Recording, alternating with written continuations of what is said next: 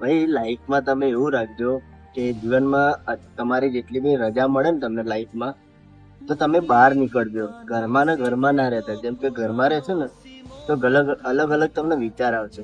પણ તમે એવા ભાઈબંધો 2-3 રાખો કે તમને ફરવાની મજા આવે, તમે એમ એન્જોય કરો, તમારી લાઈફમાં એન્જોય કરો. કારણ કે જીવન આપણું એવી વસ્તુ તો ગમે ત્યારે જીવન ના રહે. કારણ કે આપણી લાઈફમાં ઘણું બધું ટેન્શન હોય છે. એવું નહીં હોતું, ટેન્શન દરેકને હોય છે, પણ જીવવાની તમને એટલી તાકાત રાખો કે આપણે લાઈફમાં એન્જોય કરીએ કે એમ. જો મારા ભાઈબંધો એવા છે તો અમારે એક રજા મળે ને એમાં બી અમે એન્જોય કરવા નીકળીએ, ફરવા નીકળીએ. જો આ મારા ભાઈબંધો જુઓ.